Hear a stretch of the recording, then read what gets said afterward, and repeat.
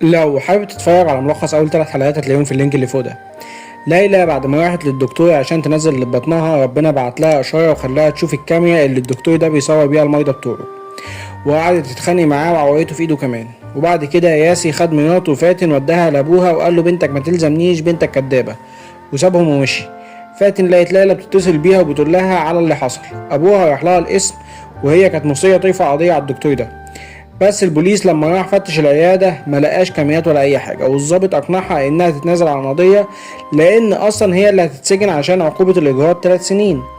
وليلى غصب عنها وافقت. وابوهم بقى ما بقاش عارف يلاقيها منين ولا منين، من الكبيره ولا من الصغيره، وقام راح قابل ياسي وصالحه على مراته عشان يشيل هم واحده من عليه حتى.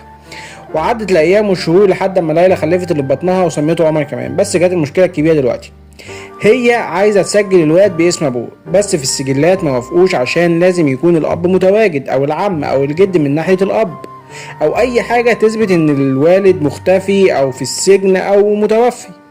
وبكده ليلى ما بقتش عارفه تعمل ايه، وما كانش قدامها حل غير انها ترفع قضيه نسب عشان تنسب الواد لابوه وتقول انه مختفي ومش عارفه تلاقيه.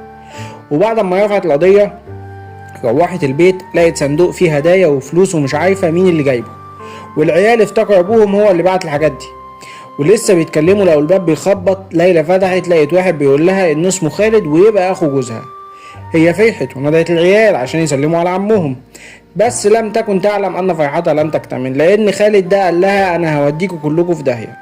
انا اخويا احمد ميت من 15 سنه ووريها شهاده الوفاه كمان، وجوزك ده انتحل شخصيه اخويا عشان تلهفوا الورث، بس ده بعدكم. وسابها ومشي.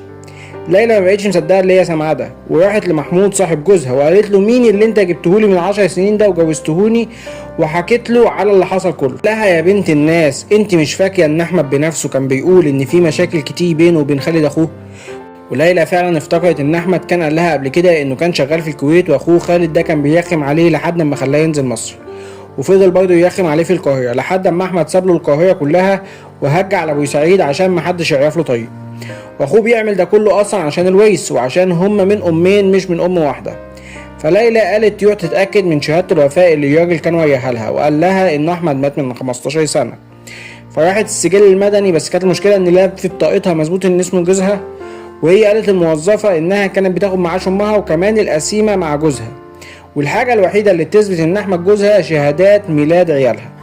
فالموظفه صعبت عليها ليلى وشافت لها موضوع شهاده الوفاه ده، وما لقيتش شهاده وفاه بالاسم ده. وليلى فرحت جدا وتاكدت ان الراجل اللي جالها ده نصاب، وابوها قال لها بس من هنا ورايح لازم تاخدي بالك من نفسك ومن عيالك. وفعلا ليلى بقت توصل العيال بنفسها المدرسه وقالت لهم اوعوا تروحوا مع حد غريب، وخلي بواب المدرسه ما يديش العيال غير ليها ولاختها وابوها. وجه ميعاد القضيه، والمحامي بتاع ليلى قدم ورقه انهم مش عارفين مكان احمد عشان يثبتوا نسب الواد.